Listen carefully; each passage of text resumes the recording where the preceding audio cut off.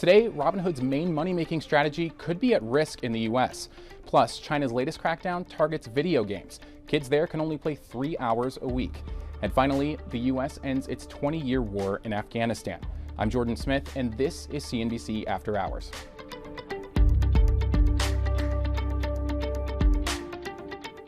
Stocks bounced around on the last trading day of August, with the major indices ending just slightly lower. Still, all three made gains this month, the S&P's 7th positive month in a row. Also, take a look at how Robinhood stock performed today. The retail trading app staged a comeback after a near 7% decline yesterday.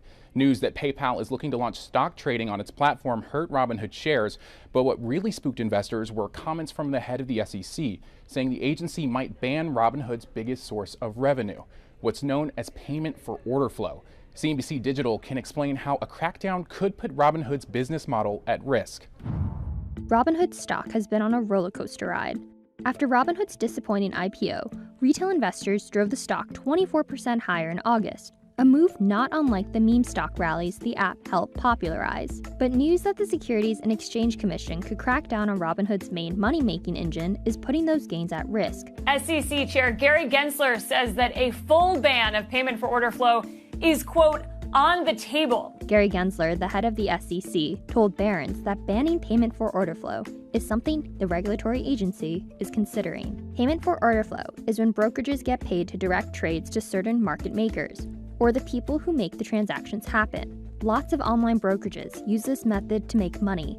A ban on payment for order flow could deal a massive blow, not just to Robinhood's revenue, but to its main selling point: free trading. The platform forgoes brokerage fees by selling trades to market makers. During its IPO roadshow, Robinhood's CFO praised the payment for order flow model, saying, "We think payment for order flow is a better deal for our customers versus the old commission structure. It allows investors to invest smaller amounts without having to worry about the cost of commissions." This business model that we've helped pioneer, which is now the standard business model for retail brokerage in the US, has allowed so many more people to participate and has led to an aggregate, lots more money being put into customers' pockets. We're going to have to keep a dialogue with the public, with the media about what payment for order flow is. Robinhood has also said that if the payment model were banned, the brokerage and industry would adapt. The SEC declined CNBC's request for comment on the story, but the agency said as recently as August 27th that it was looking into the gamification of investing. Okay, let's wrap up with some numbers you should know. We'll start with 3. We've covered China's tech crackdown in recent weeks, and now they have a new target: video games. The Chinese government will limit kids and teens under 18 to just 3 hours of online video games per week, and none on school days. The new rules are China's latest attempt to combat gaming addiction and what it sees as an attack on youth morality. Next, 30. South Korea has passed a new bill targeting app stores from the likes of Google and Apple. The bill would restrict tech giants from forcing developers to use proprietary payment systems, of which Apple and Google take a commission as high as 30%. Apple said in a statement the bill puts users at risk of fraud, and Google said it would look into how to comply with the new rules. Finally, 120,000. After 20 years, the U.S. war in Afghanistan is officially over.